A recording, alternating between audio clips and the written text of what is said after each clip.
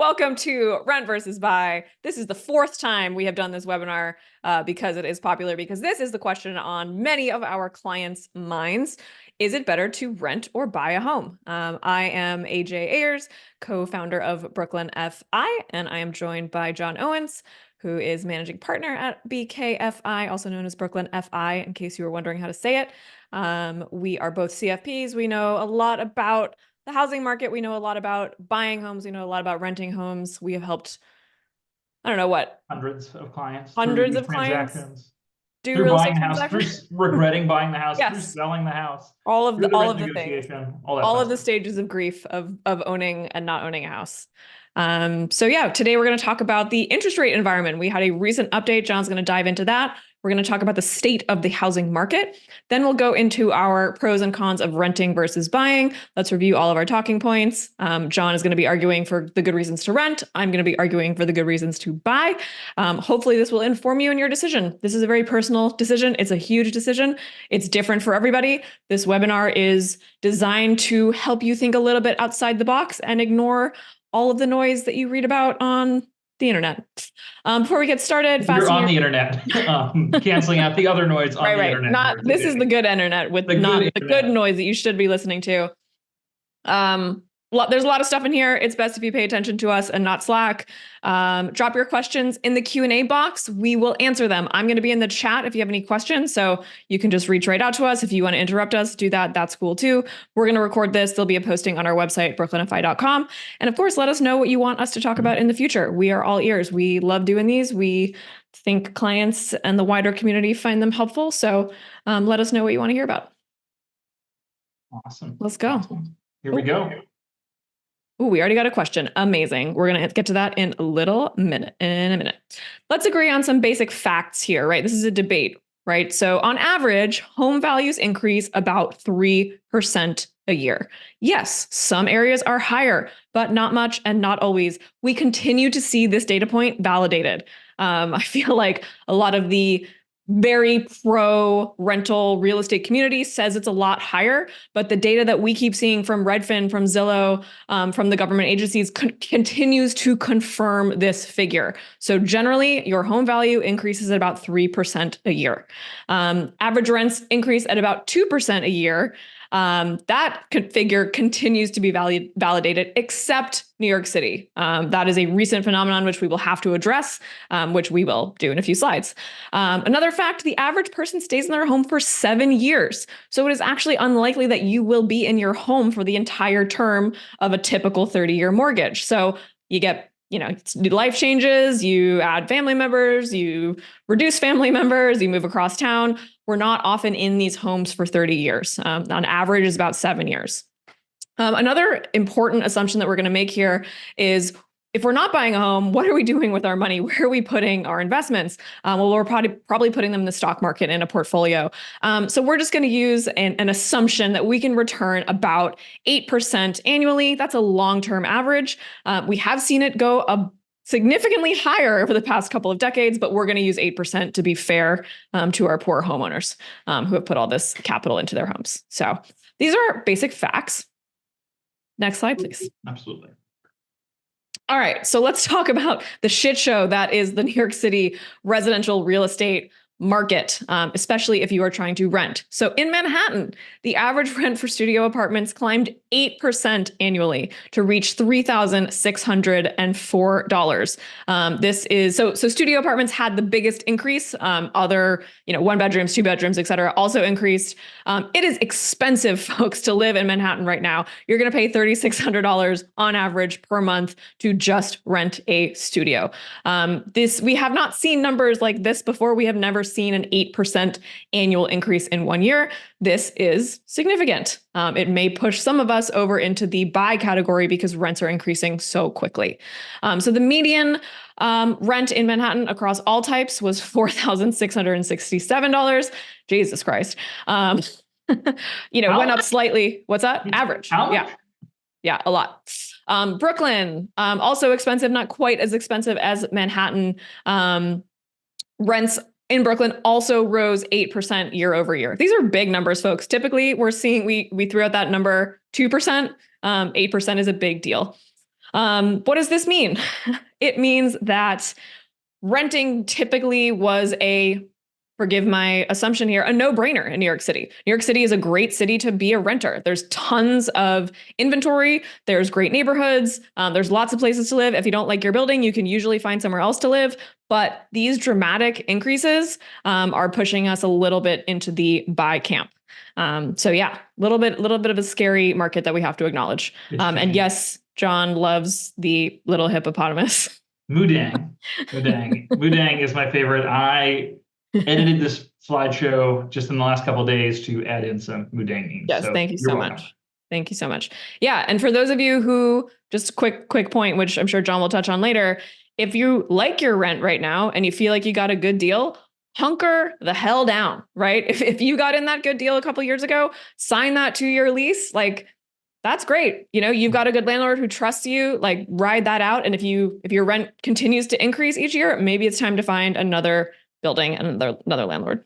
Yeah, absolutely. But the rate environment is starting to change. And so if we look back, what rates were we seeing last year for folks? At the peak of this, so about a year ago when we did this presentation, we were seeing 7.5, almost 8% mortgage rates compared to the under 3% rates that people saw in 2021. That's a huge difference in the amount of interest you will pay over the course of a loan. Thankfully, we are starting to see a little bit of relief on that front. And so interest rates are still higher than they've been than we're used to in our adult lives for many of us here. And so what econ textbooks tell us is that when interest rates go up, home value should start to come down to help offset that. But here in the United States, we are still recovering from the fact that we stopped building houses in the global financial crisis. And so now as people, as we are now 15 years removed from that, we have this impact on housing supply. And with that, the housing supply is a bit lower. The demand is very high coming out of COVID. And it's a lot harder to buy a home than it was a few years ago because of that supply issue. It's not gotten any better. But there's a little bit of relief, a tiny bit of relief in sight. And that is that the Federal Reserve met last week. The FOMC, the Federal Open Markets Committee, they cut rates on September 18th by 50 basis points in demure finance lingo, or 0.5%, half a percent. If you add a little mark to that C, it becomes FOMO. FOMO, yeah. Exactly. Well, we've had FOMO for these low rates, you guys. For lower rates, absolutely. Unfortunately, housing prices will likely go up because of this. More people will enter the market, be able to potentially afford a mortgage. That'll drive up, housing prices. And so shopping for an affordable house now might be a good move if you think you're definitely in the buy category. And you need to think about affordability. And affordability, folks, we need to keep in mind, affordability is not the amount of money a bank will lend you on an offer letter. Affordability is how much of a mortgage payment could I continue to afford with my savings, with my cushion after down payment, after buying this home, and not go broke, right? Not have to sell everything you own, not become house poor. And so we are seeing a little bit of rate relief, but just the beginnings of it. And so historical interest rates, though, provide some really great perspective on this because we're very much anchored to these rates here in early 2020, 2021, after COVID started. These rates here coming out of the global financial crisis, under 5%. Okay. Historically, though, rates were a lot higher than that. And so when folks pushed back, when folks asked about getting a mortgage over the last 2 years as rates have gone up, we actually think they were in line with historical averages. Now they are starting to come back down. So that environment may be getting a little bit better. We got a couple other data points here that we'd like to share just to kind of set the lay of the land and where is the housing market today. Median sale price for a home in July 2024 was about $430,000 here in the United States. That is very close to an all-time high. It has been a little volatile over the last 2 years or so, in part because during times after COVID, there were very few houses selling and very little supply. But yes, that is near an all-time high in terms of median home sales price. Housing supply, not as great as it was, in the global financial crisis. Didn't really spike during COVID, went very low, ticked back up, still not great. We don't have a ton of supply on the market. Now with rates starting to come down a little bit, The other nice thing about rates coming down is that somebody who has a mortgage that to them may be an asset today because it's a little bit lower and doesn't want to move out of their house, but they need to upgrade, they need more space, their family situations change, they may be more inclined here in the months ahead if rates continue to come down to make that leap, and that might help the supply situation. Yeah, we need all of those folks who are hunkered down in their houses that are paid off and they're only paying those low property taxes. Why would they move? They're not incentivized to move at this time because, they probably own too much house, but moving across town into something smaller, it's going to be too expensive, right? Because those prices haven't come down. So, we see a lot of articles about, hey, we just need the boomers to move out of their houses and everything will fix the supply. Like, I don't agree with that. I don't think they have anywhere to go. Well, yeah, and if you look at somebody who's on a fixed income, perhaps them giving up their house where they have that set thing to start paying rent, they might not want to do that because that's likely where you would go in that spot. Some data here, Zillow has a ton of information on rental prices, median rent, month over month change, year over year change, number of rental units. Really helpful maybe if you are negotiating with your landlord. So check it out, check out the data, lots of info on various markets here. In terms of median rents, we saw 4,000, 3,600. It's expensive. That's the TLDR. It's expensive to have a rental place in New York these days. So AJ, are you ready? It's time to actually start debating. We've just been talking facts, but now let's start talking opinions here. We've been talking assumptions. Now let's talk about real reasons to rent. Yes. So I'll be holding down the rent side. AJ will be holding on the buy side. We'll run through reasons to rent. You'll talk about reasons to buy. At the end, maybe folks can chime in who they think the winner is. So we can potentially do that, but let's dive in. So why do we why am I team rent? I'm team rent for a variety of reasons. One of the reasons though, is that browsing Zillow is a hobby. It is not an investment. Housing ultimately is a cost. It's not an investment. So don't get caught up keeping up with the Joneses, trying to be like your friends. All my friends are buying houses, that sort of thing. Not every home on Zillow is a good investment. It is a hobby and it is a job. It's a hobby to shop on Zillow. It is a job to own a home and have to maintain it. Okay, so we need to keep that in mind. It is fun to shop for things. This is a really expensive thing to shop for, so you got to be committed if you're going to buy one. Another reason to rent is that buying a home is not as easy as you think. First of all, you need to have a small army of folks to back you up, like an attorney, trusted broker, inspector, mortgage lender, financial advisor. If you don't have one, that's a good person to have advising you on what's going on. There's an emotional ride. My sister and her husband are in the process of buying a home right now. They're trying to. They put an offer in, then it didn't go through. Oh, they found another one. They put another offer in. They put a contingency, an escalation clause, still didn't go through. It's a lot. It's a lot. Yeah, okay, and it's a very competitive market out there still.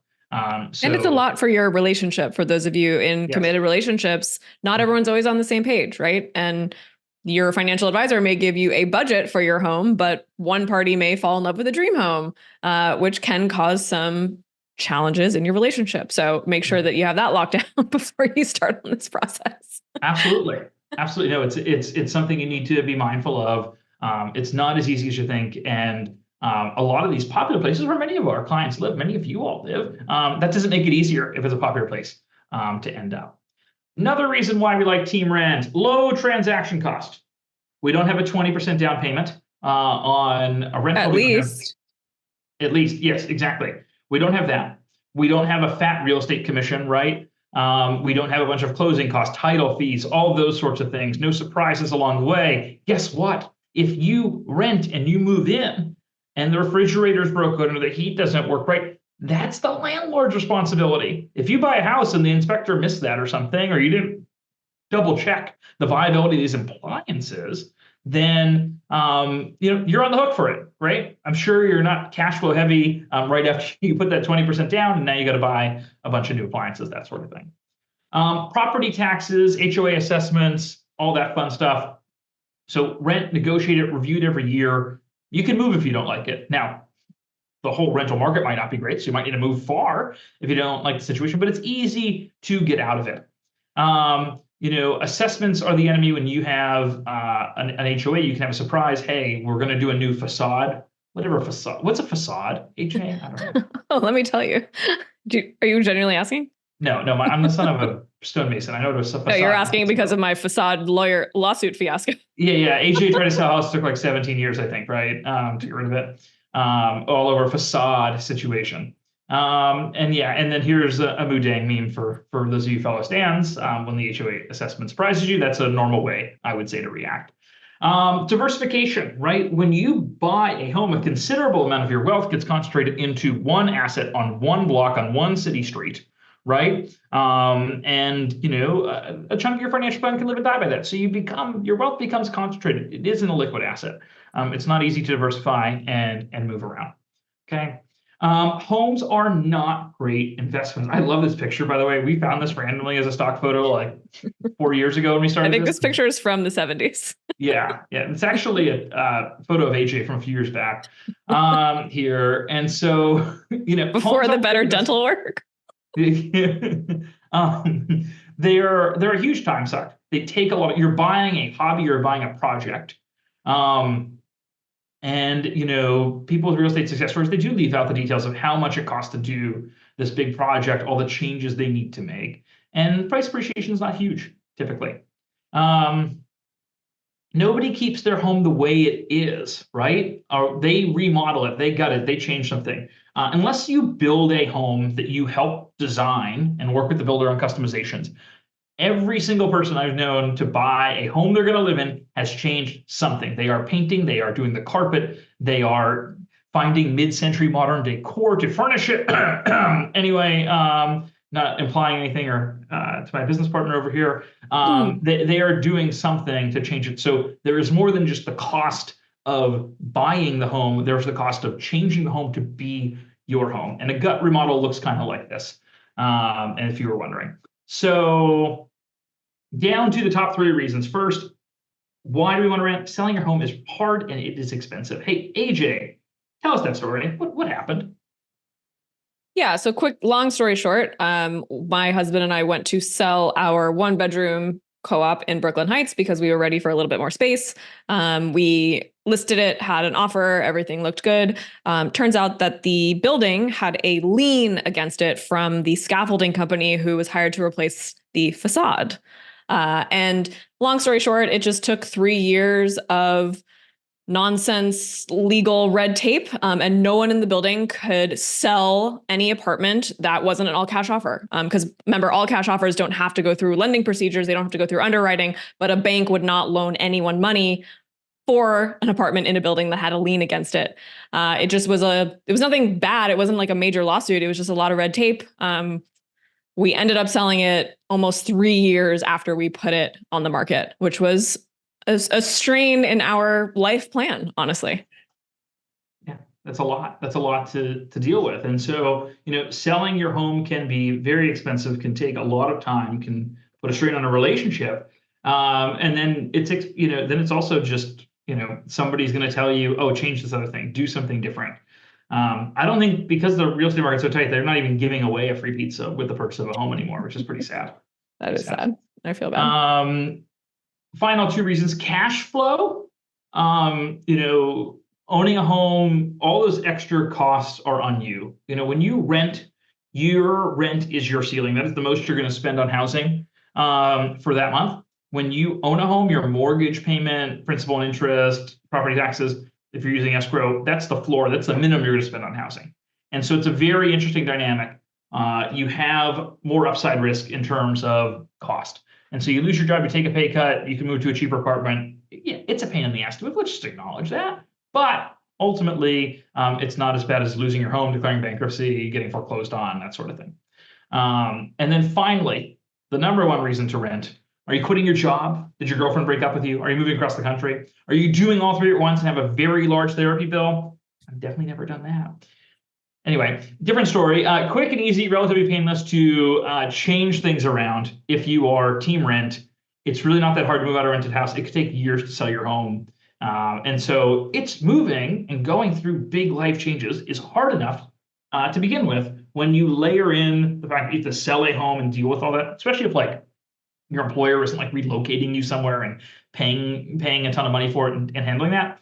That's a big reason why I landed here. We see a lot of this, John, right, with our clients who, the labor force right now is a lot less sticky than it used to be, whether through employees leaving jobs or employers, going through layoffs. So we've seen a lot of folks move across the country for a job in, let's say, San Francisco, for a great job that seemed the end all be all, only to find out 18 months later, they're laid off and the next opportunity is back in New York. So if you have at that time purchased a home, you're going to be in a bit of a sticky situation there. Absolutely. Absolutely. So those are my 10 reasons for team rent. Shifting here now, quick meme break. Those are millennials on here are trying to figure out what they can afford. There are a lot of options. Ouch. Ouch. For $1 million home. So love a little tiny home. I think I'm too tall for a tiny home. Take your pick. Must be. All right, let's talk about the best course of action, which is to buy a home. When you are ready to settle down, you've had that conversation with your significant other or yourself, and you've decided that it's time. Let's talk about why this is the right option. Number 10, access to cheap or gifted capital.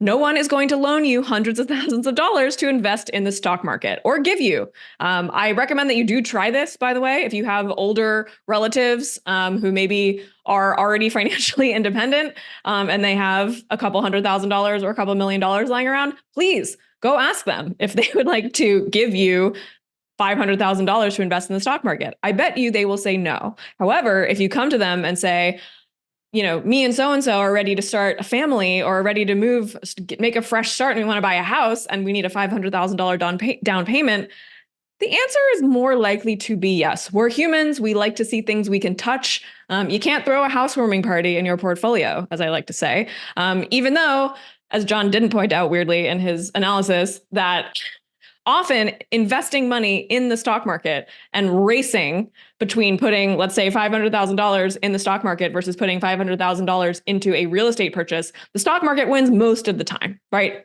Strictly financially speaking. Point number 11 towards my case. Thank you. Yes. Dollar for dollar, renting and investing the savings that you have is a better idea. But there's lots of good reasons to buy, which I'll get into it. Older generations, they're attached to real estate, right? We also have a lot of clients who were not born in the US and they're Europeans or come from other places, and real estate is a big deal there. So they're already focused on real estate. So if that's where you're starting from, Godspeed, let's buy a house. Next slide, please. Mortgages are awesome. As Oprah says, you get a mortgage and you get a mortgage. So we have this favorable tax item here, which is called the mortgage interest deduction.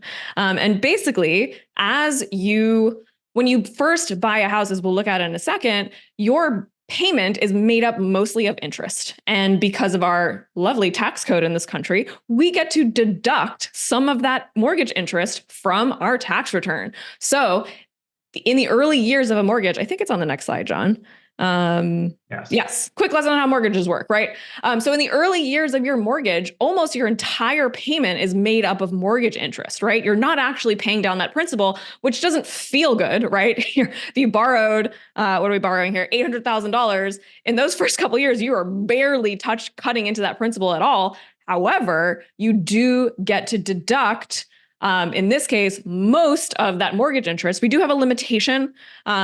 Tax code changes every couple of years, but right now we can reasonably assume that up to a $750,000 mortgage, all that interest up to that amount is going to be tax deductible, which is great. That is a huge benefit. As you can see here, we basically sped up time. And this last line here, in the 30th year of the mortgage, there's no interest, right? We're paying basically all principal. So the tax benefit of that mortgage interest kind of starts to peter off, really like around year 10-ish. So also a good reason to keep moving. Anyway, that's how mortgages work. So in the last slide, we were looking at a 3% mortgage. And on this slide, we're looking at a 6.75% mortgage.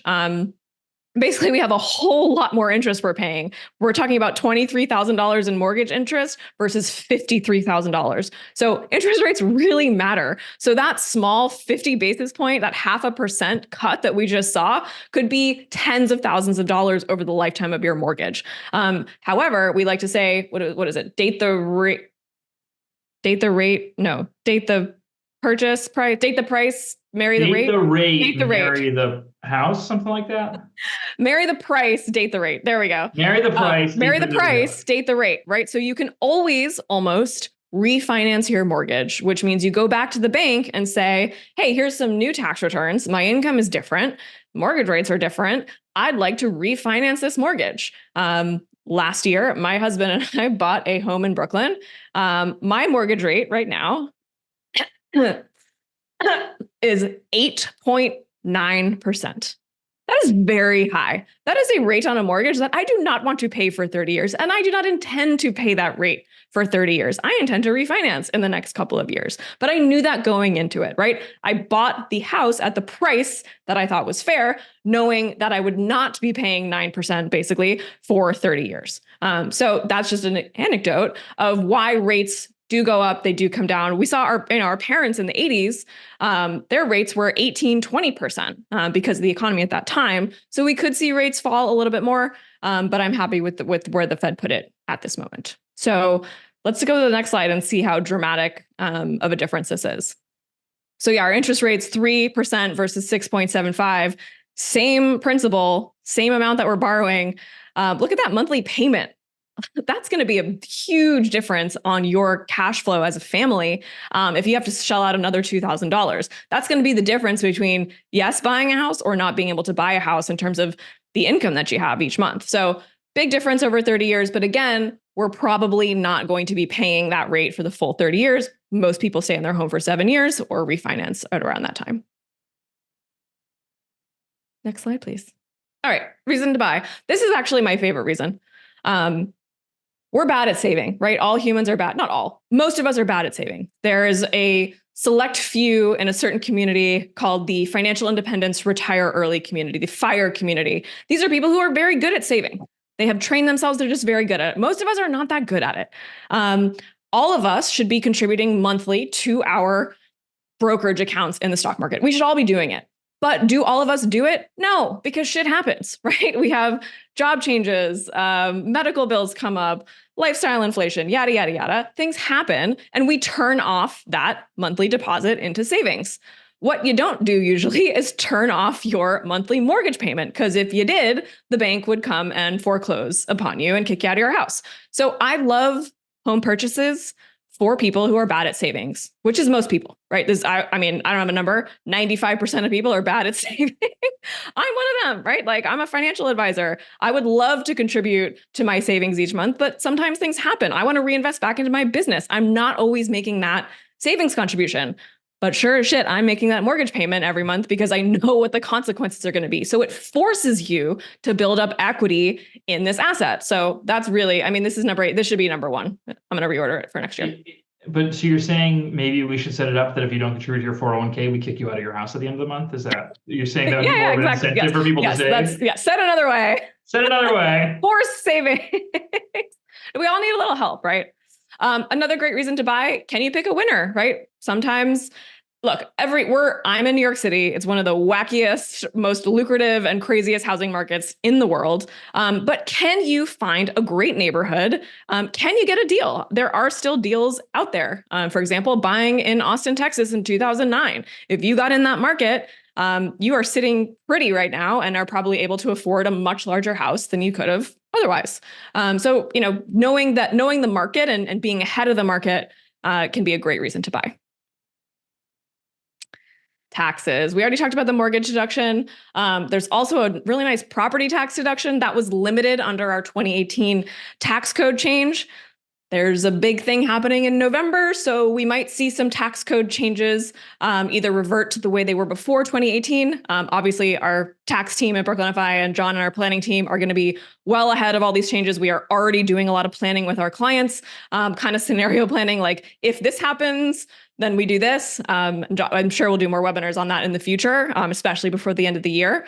And here's another cool thing is that when you sell your house, if it's your primary residence that you've lived in, if you've made money on that, you get to exclude $250,000 of that gain per spouse. So if you're not married and you're selling a house where your gain is more than $250,000, you should email John Owens, who is currently not married, and he will help you with excluding more of your gain. And by excluding your gain, I mean tax-free, 100% tax-free. So you do not pay tax on that gain for that property. So basically, we have a very married for the 250 grand. Thank you. We have a very effective real estate lobby in this country. There are a lot of carve-outs that make real estate very favorable.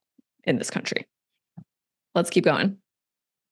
Number 5, security, having a place of your own, having as many pets as you want.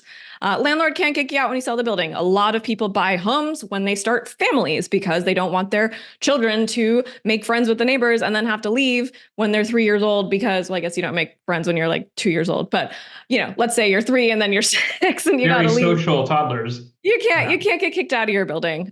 Security is really important for a lot of us, right? Having that home, having that place that you know you're not going to have to leave, super important. Now, buying doesn't necessarily guarantee that 100%. You know, shit happens. Eminent domain. Cities build highways right through, you know, neighborhoods all the time, but we can generally expect more security if we own the apartment or house ourselves. Look at this social group of friends. Oh my gosh, look at these people having nice fun. House, these homeowners. Company. It is tangible and easy to understand. The stock market is complex. It is volatile. Without proper investments and without proper behavioral coaching, it can be scary to invest in the stock market. Real estate is easy. There's a house. I paid this much for it. This is how much Zillow tells me it's worth now. Your family's going to be very proud of you. Your friends are going to be excited. We get it. The stock market is intimidating. So real estate is often kind of the default investment strategy for a lot of folks. Here at Brooklyn FI, we believe that there's a great combination of both, right? Let's not put all of our assets in rental real estate or owning a home ourselves. There's a place for both, but real estate is something we can feel and touch. And you can throw a housewarming party in your house. Very true. Or your apartment too. So many questions. Jesus Christ. All right. I'll keep going so we can answer a lot of them. Building equity. I think we already talked about this. Forced savings. As you start to pay down that mortgage in the later years, once we get through the interest, you are actually building up equity in your home. As your home value potentially increases, you know, you are also building equity that way. Sometimes we see home values increasing more rapidly than that national average of 3%. So those markets can be great opportunities to what's called flip your house, meaning you get in at this price, the values increase so quickly that you'd be silly not to just capture that gain really quickly and turn a profit. So building equity, great reason to buy a home. Lock in a low housing payment. Yep, mortgages. And if you don't refinance, your mortgage payment is set for the full term of the mortgage. 30 years is quite common. We also see 15-year mortgages sometimes. This is a great way to stabilize your cash flow forever, as long as nothing goes wrong in your house. Big if right there. Number 1, the feels, right? Numbers aside, the real reason to buy a home is because it feels good. You can paint and drill holes in the walls to your heart's content. Is there anything better in life than custom bookshelves? You can make your home look like this millennial pink paradise if you own it. It's harder to do that when you rent. So those are the reasons to buy. It's a great way to build equity. It's a great way for forced savings, and it feels good. The end. The vibes. So who wins? Who wins, folks? Nobody wins, John. Everybody wins. We all win, but what are people? How are people feeling? Before we jump into questions, feel free to drop in the chat. Are you more team rent, more team buy? Have either of us convinced you to change sides? Yes, that's the question. We would like to hear from you in the webinar chat. If anyone's mind has been changed, or if you learned anything that you didn't know before. Jane says buy. Okay, didn't win over Jane. Okay. Who's Jane? What? In the Q&A. I was team buy, and Holly. I'm like, I won over Holly. Holly was team buy, and nice.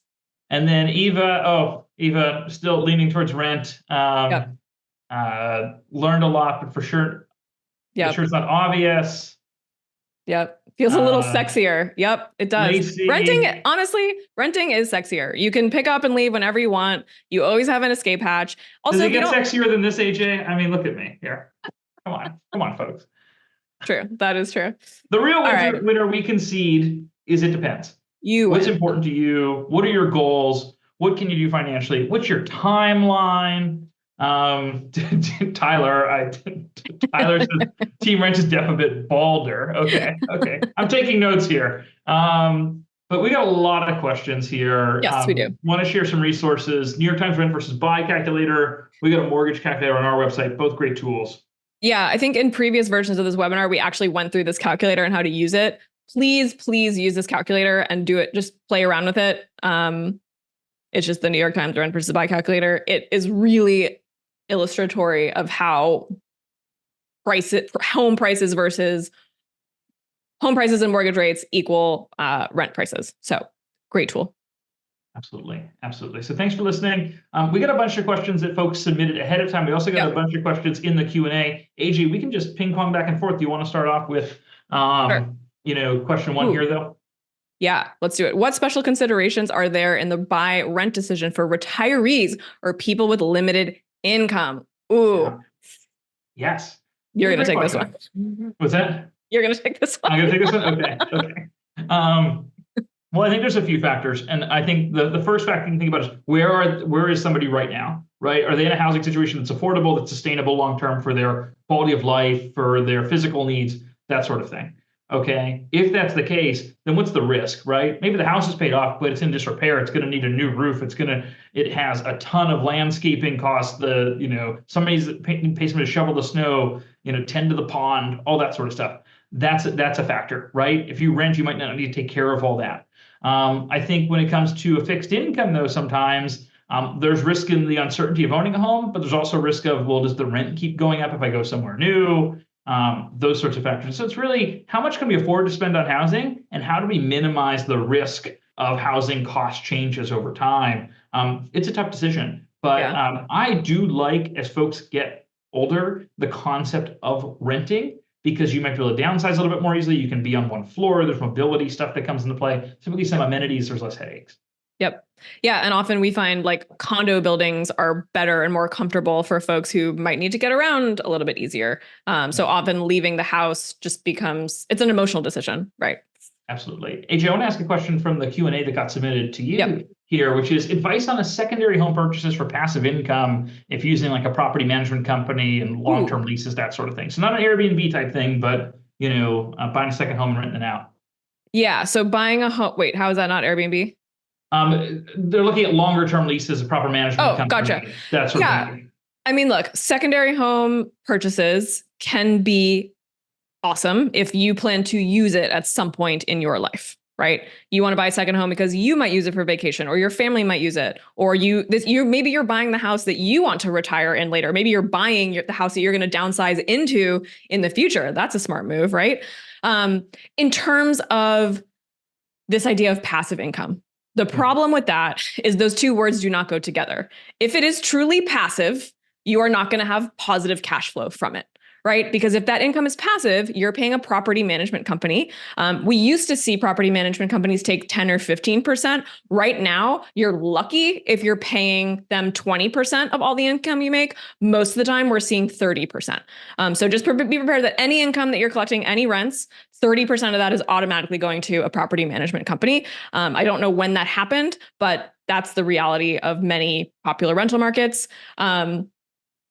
Ideally, if you're buying a vacation home that you're going to get a lot of value out of, and you've got someone renting it out for a long-term lease with no headaches, and you're able to find a great property management situation, I like that. I think that's a great deal if you can find it. Again, with real estate, we're talking about these concentrations in one asset. So it can be great, right? You can get a great deal. You can be Austin 2009. It was a great investment if you bought a house in Austin 2009. Who's Austin from 2009? The one that got away, AJ? Yeah, exactly. I miss you, bud. That's Shane's story, not mine. But with rental real estate, we also see the opposite happening, which is you buy a house, it wasn't a deal. Your cash outlays exceed your inflows. You're paying this nasty property manager, and the property manager does not promise you don't hear about it, right?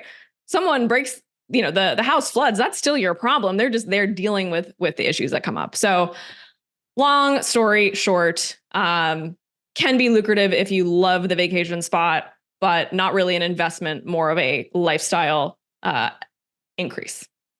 Yeah. Great question. True passive income. You know what truly passive income is? A portfolio. The stock portfolio market is very passive. Love this question. You know how many times the toilet breaks in your portfolio? Never. None. Never. John, what would Yes. convince you personally to buy a house? Yes, this is a question from a longtime client who is team rent, and I appreciate it a lot because I have argued team rent here for 4 years straight. To me, buying a house is less of a financial decision, more of a place in life decision. I do think I will buy a home someday. Actually, think I'll build a home someday, the home that I want to have, set it up the way I want, plan to be there for a long time, hopefully have a little bit of space. And ideally doing that, not just myself, right? That is kind of it is a place in life decision for me. And with my place in life right now, I am solidly in team rent. Yep. Fair. Great question. Yeah. Great question. With my place in life, I'm solidly in team buy. This next question, what do you think about investing in a second home? Which we kind of answered already with the last, I don't think of it as an investment. The only thing that I do think of as an investment, which just, we were talking about security earlier, like I bought the house that I plan to die in, right? It's one story. It's easy to get to. It's near great healthcare. Hopefully and at your age, AJ. At my age, Jesus, an elder millennial, hopefully I'm around for a couple decades, but at a certain point, that was a little bit of arbitrage. I will have paid off the mortgage of that house by the time I retire there full time and, hopefully play a lot of golf and don't die in my 40s. Anyway, I think we can skip number 4. Yes, I think we talked about that. We got another question, couple questions in the chat. Let's go through a couple of those. Oh yeah. Tyler asks, is paying a financial advisor a reason to start looking for a home? Interesting question. I think let's both chime in on this one. I would say that paying a financial advisor is reason enough to start having discussions of what are my goals? What am I planning for? What can I afford? Doesn't mean you should necessarily start shopping for a home. That's really dictated by what your goals are. But it is a very good time to start to get an understanding as to whether that's in the ballpark and what it looks like. Yeah. Also, make sure your financial advisor is a fiduciary, because if they're not, they may try to convince you not to buy a home so they can keep managing all your money if that's the only way they're getting paid. So make sure that you're... Tyler, thankfully, his financial advisor is a fiduciary. We are fiduciaries. I know who his financial advisor is. But what are your predictions for what will happen in the housing market once interest rates start lowering? AJ, you're more the real estate mogul than I am. Right. So what's supposed to happen? Right. So as rates come down, right, as we saw, if anyone remembers, like the 2021 buying frenzy, as rates start to come down, people want to get those really favorable interest rates. So prices come up because there's more demand. So prices are already high and we are expecting them. My prediction is that prices are going to continue to go up, which sucks. Hopefully we will continue to see a downward trend of interest rates. So what are we at? 5 and change right now? 5% ish. Yeah. Hopefully we'll see that. Mortgage rates close to 6 at the moment overall. Yeah. So hopefully once we see mortgage rates closer to 4%, hopefully in the next couple of years, prices may just continue to go up. At some point, I believe there will have to be some sort of tax code or government intervention to figure out how to fix this. Yeah. Well, I mean, I could tell you when housing prices are probably going to come down. And that's probably when we go into a recession. Yeah. When less people are able to afford them, and that kills the demand, and then prices have to come down. Exactly. Which is not a cheerful thing to think about, but that is likely when we will next see the next dip. I mean, for those of you who are all asking about second homes and cash flow from Airbnbs, like, can we just stop with that? Like, it doesn't always work. We file a lot of tax returns here at Brooklyn FI, and I have not seen one that is cash flow positive on a rental.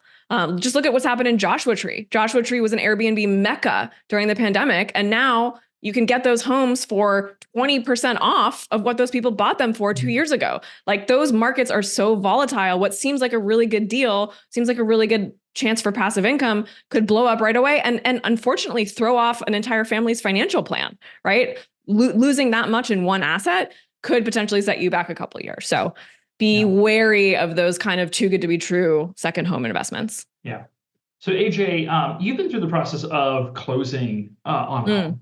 And so what does that look like? Like, how's the sausage made? I'm unable to answer that because I completely blocked it out. No, I'm just kidding. So the closing process, what do we say? Save about, it's like 6% of the total purchase price in closing costs we can estimate. In New York City, you're going to need a little bit more. The closing process, if you're going for a loan, basically you submit your offer. That's a verbal offer. It's, conditionally accepted by the seller. Your agents talk to each other. And then basically you sign a document that says, okay, I'm actually going to buy this house. Then you go to your bank and you say, okay, I'm actually going to buy this house. Can I have the money now? That process takes a few days. And then essentially you enter, once everyone's agreed upon the purchase price, the bank has basically given you a preliminary approval. Then you put down your deposit, which sometimes you can't get back if shit hits the fan. So watch out for that. You put down your deposit and then you enter this period of escrow, which is basically a waiting period for the bank to get all their shit together for your loan to clear. You give them every document you've ever collected from any bank ever and every tax return you've ever had. You send them this packet, and then you get your mortgage. And in that period, you're going to need a couple different lawyers. You're going to need an escrow agent. Your real estate agent will hopefully be very helpful for you during this process.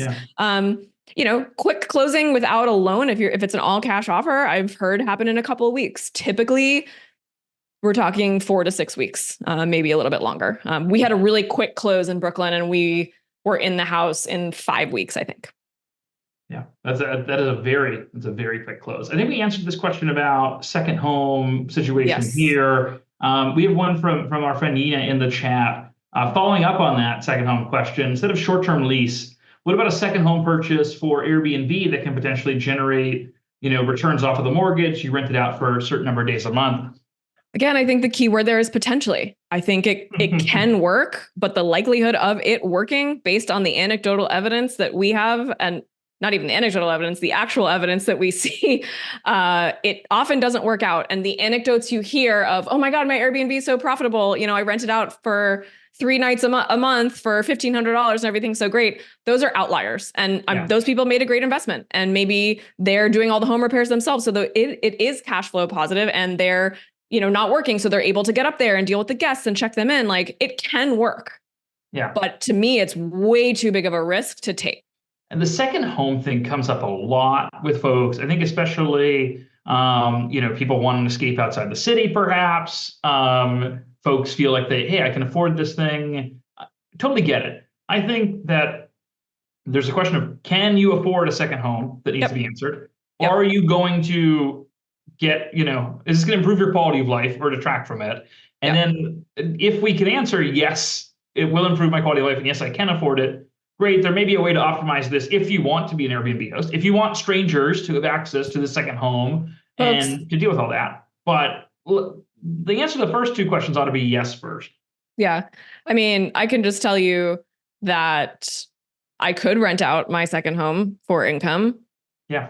Based on how I've furnished it and how lovely it is, and the risk of red wine stains on my gray couch, it's just not worth it to me. I've invested a lot of time and love into that place. And at this point, I don't need that extra cash flow to offset it. It was a purchase. It's an expense. And that's the way I thought of it. And we're not trying to talk you out of a second home. If you can afford a second home, that's awesome.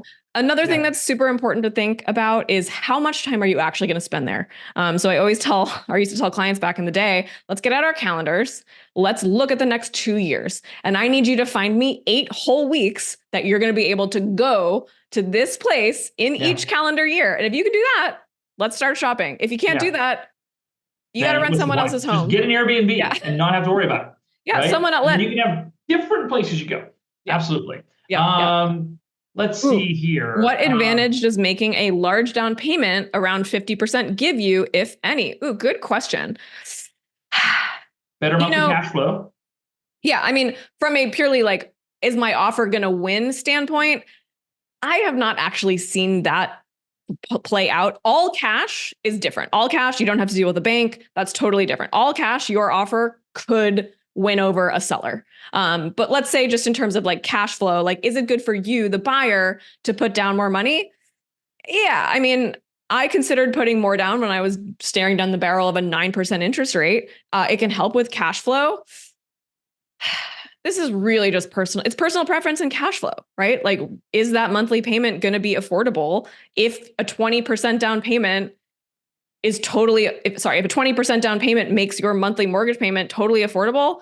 I don't like putting more than the bare minimum down.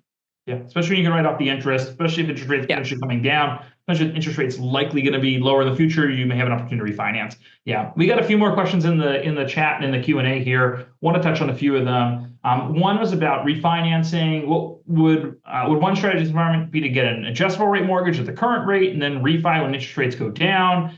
You remember, adjustable rates are typically locked in for 3, 5 years or so. You run the risk that you're locked in for a period when rates are good, and then your variable rate kicks in when things get bad. I am very much of the camp that we are not at the point yet where we are refinancing unless you have a very high rate and you're going to get a ton of relief because of closing costs. But great question. Yeah, I think it's a risk tolerance question, right? Yeah. Some people I've told clients not to do that, and they've been like, "This sounds fun. It sounds risky. I'm going to do it." I'm like, "Cool, great. You're able to stomach that risk. Like, let's do it." I like this question here, number 10. Does renting a multifamily home, investing in it in an up and coming area, okay, major renovations help the ROI of owning? I guess that I think here's the challenge with this question. There's a ton of assumptions that you're making there, right? This is an up and coming area. We're gonna make this big investment. That'll be a good thing. It'll pay off. Or there's a risk that up and coming area does not turn around the way that you think it will, or that the changes, the renovations that you make are not appreciated the right way. And so I think it's, in theory, if all of your assumptions are right, but what's your expertise when you're making that assumption? What do you know? There are a lot of factors outside your control. And so to me, it sounds like a big risk. Yeah. Again, this is with real estate. There's 10 examples where this has worked out really great, and there's 11 examples of where it hasn't worked out well, right? The construction ends up being 100% over budget, which is almost always the case. Ask any of our clients who have renovated. Is it a dream of yours to have a multifamily home where you have tenants, in the basement, and you're slowly renovating it because your partner's a carpenter? Like, great, go for it. If that's really important to you, sounds fun. If this is like a pure ROI play and pure dollars play, absolutely not. This is going to fuck up your life too much if you're just trying to make money. Absolutely. Sorry for swearing. We have a question in the chat about pros and cons. Do the pros and cons of renting versus buying change or scale with income? If you have a very high household income, does that change the reason to buy or rent? I don't know. Honestly, I have this like vision of being free of all assets, like not owning anything and just being able to rent insane penthouses in any city in the world if you had unlimited income. Taylor Swift over here, is that what we're going for? Is that your dream here, AJ? Surprise, I'm Hannah Montana. I'm Taylor Swift. I don't know. That's a great question.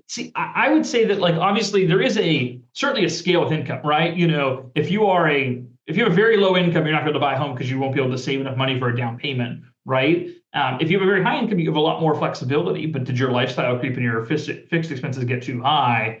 I just think, as with anything, having more income tends to come with more flexibility, but also comes with decision fatigue and a lot more choices you may have to make.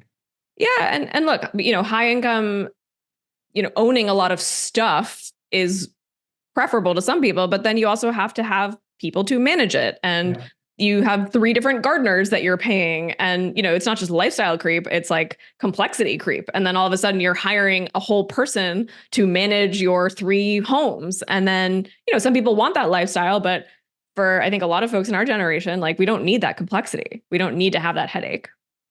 Absolutely. Now, Sally has a great question. She said, is buying a good option if you can afford it, if you think you'll be laid off in the near future, yes, or if you're looking at taking a pay cut for a better job? Yes, great question. That is a great question. And not a lot of people understand how important this is, that most banks will not loan you money for a mortgage unless you have a super solid W-2 recurring paycheck job, and that you've had that job for at least, different brokers will tell you different things. 6 months is typically what I've heard. A year is even better. So yeah, if you've got that nice steady paycheck, especially if there's 2 incomes in your household, you are going to look real attractive to that banker. So in my mind, that's a great reason to pull the trigger and buy now. Making sure that you can, of course, afford the cash flow if you're going to take a pay cut.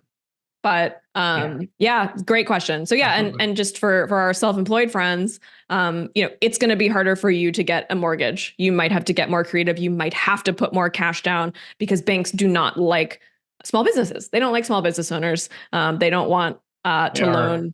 Less generous to small business owners in terms of underwriting terms. Absolutely.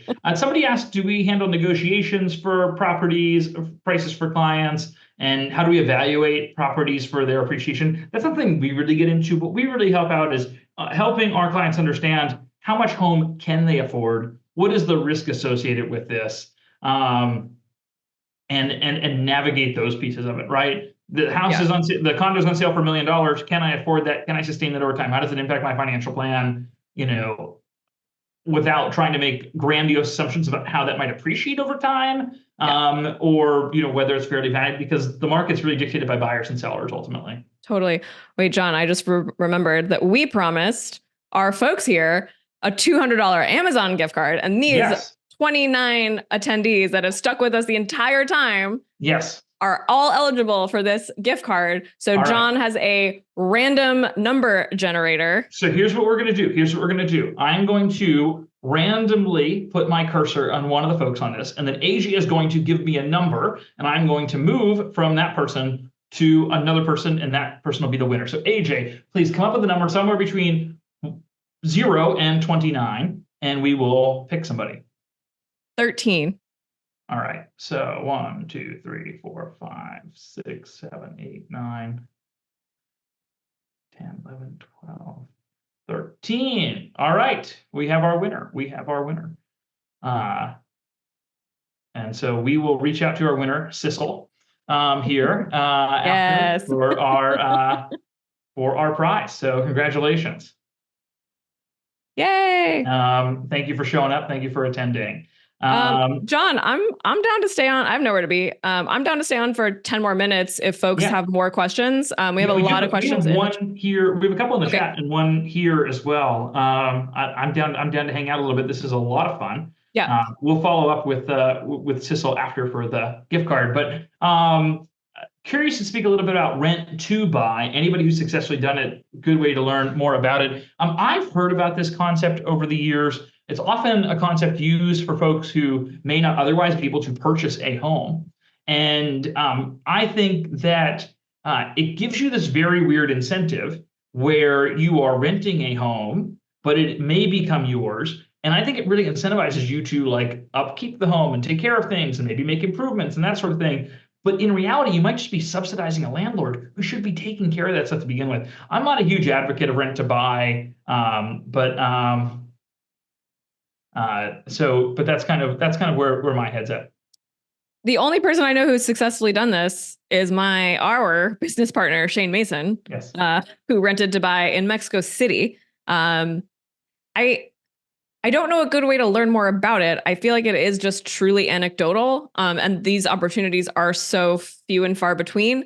I think from a life disruption standpoint, it's a great idea in that you're in this place, you're working towards it. It's kind of like working at a company, right? And hitting certain milestones to be able to buy in as a partner. I don't know if anyone knows anything about that. It's kind of like that same thing, right? So sorry, we don't have a lot of information on that, but yeah. I think there's risk. I think that's the one thing to keep in mind. A couple other questions we have here. Can you comment on co-op appreciation versus condo appreciation, specifically in New York City? Any thoughts there? I think either one can be a pain in the ass if you have a board. Yeah, I mean, in terms of value, it really depends. I mean, I am not an expert in New York City real estate housing prices. We have lots of real estate agents who we can connect you to if you'd like to get really into that, what specifically you're looking for and where you're going to get a deal. I don't study the markets that much. I mean, co-ops can be a pain in the ass, and so can condos. I would love to show you the email thread of my condo building that is hilarious and has a lot of swearing and is very active. And also I couldn't sell my co-op for 3 years. So there's pros and cons to both. Then you have a whole bunch of drama over coats that were being donated to children who were. Oh yeah, that's an ongoing. There is stuff you will deal with that will make you scratch your head. Somebody asked, how do we stay on top of industry changes, stay adept on our strategies? Thinking about this, yeah, we want to stay very close. We want to understand, first of all, what the market looks like overall. Want to understand what the interest rate market looks like. We also, thankfully have lots of clients who are going through these sorts of transactions all the time. So we kind of try to stay as close as we can to the pulse of what we're seeing in these markets and what they're experiencing.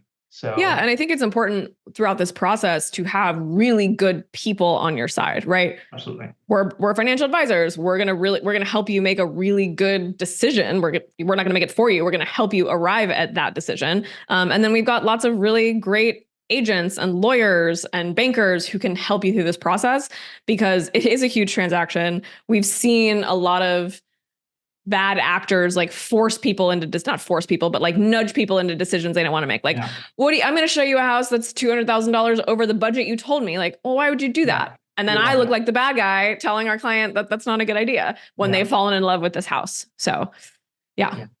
Awesome. Well, I think those are all the questions we had here today. I appreciate folks sticking around for a couple extra minutes and joining us here today. And so, AJ, Fannie Mae lookup tool, did we highlight this or we skip it this? We didn't. We were just, I forget what that, it was like we were looking for like alternative mortgages. Got it. Well, folks, keep in mind, we got resources on our website, brokenfi.com/mortgage. We got a mortgage calculator. We've got the New York Times rent versus buy solution, which is really helpful for you kind of evaluating the decision in great detail. And of course, we have our all-star team. They're always happy to help you navigate how much can you afford? What does that look like? What are the pros and cons as it pertains to your specific situation, your goals, that sort of thing. And so just, AJ, it's been a pleasure. Want to run it back again next year? Always. See you same time, same place. Same time, same place. Let's do it again. Bye.